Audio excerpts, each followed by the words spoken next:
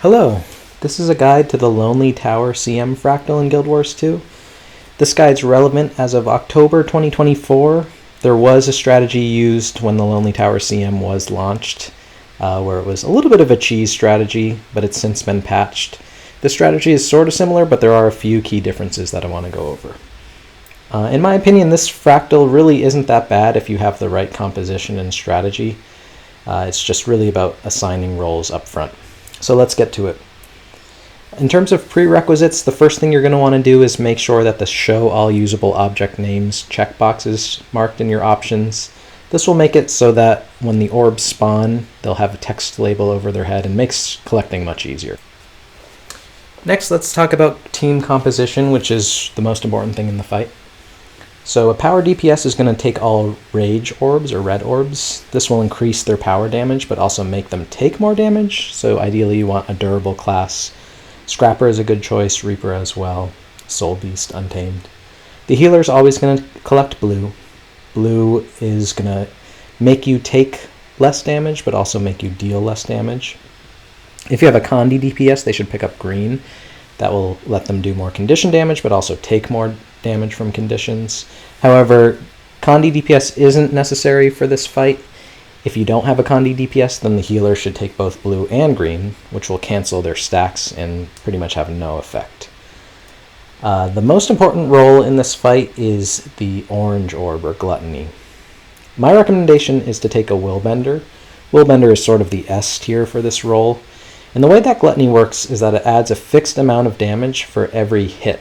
It doesn't matter if you're Condi or Power, that will always be the same amount of damage. So Condi Willbender or Power Willbender both work well. And Willbender has so many multi-hit attacks that it really ends up melting down the adds, which is the most important part of the fight.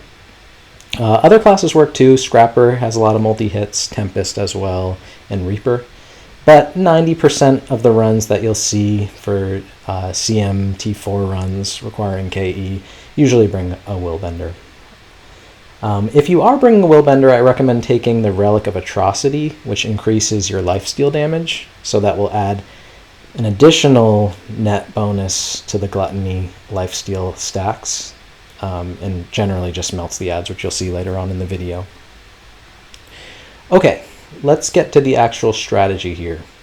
So, the Gluttony orb is the most important. Remember, the add splits are at 65% and 35%. So what you're going to want to do is have every person just collect their orbs. You never want to leave an orb on the ground. CC extremely fast when the bar comes so that you don't get the orbs sucked from people. You can also bait who gets consumed by whoever's standing the furthest.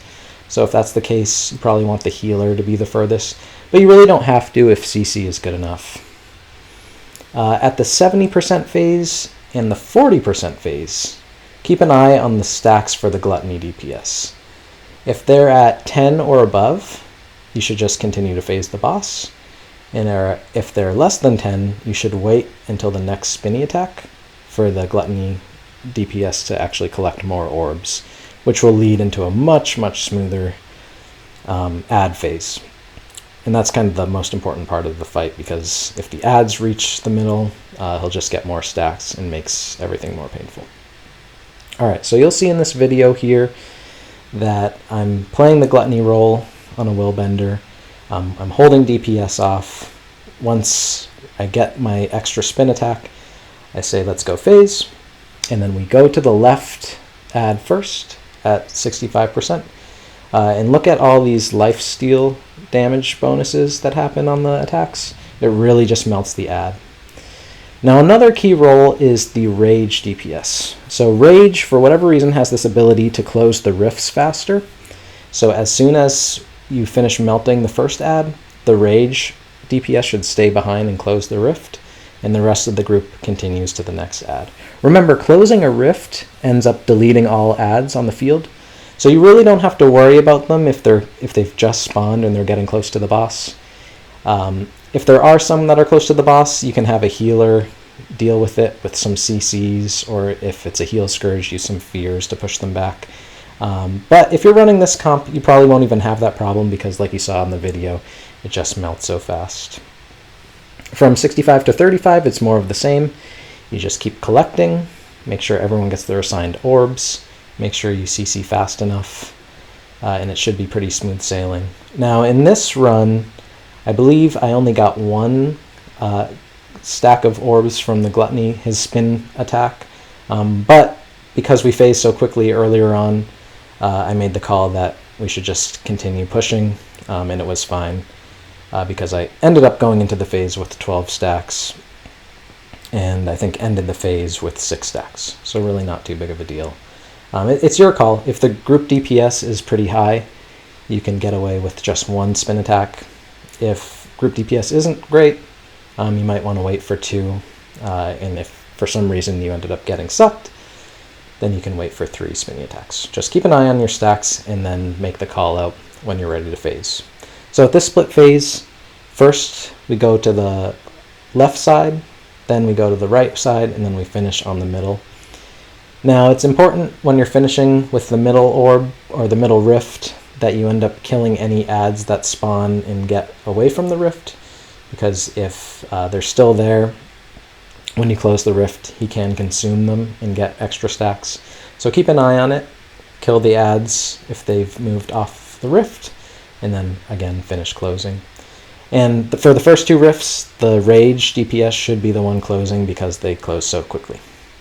If you end up finishing the 35% split phase with not too many stacks on the boss, it's really smooth sailing from the rest of here.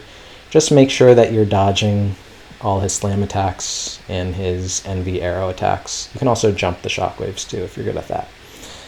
If you're going for the title, you might want to rotate which rage DPS picks up the red orbs towards the end here, just to make it safe, because more often than not the first person to go down will be whoever's collecting rage, because they do get so squishy with so many stacks.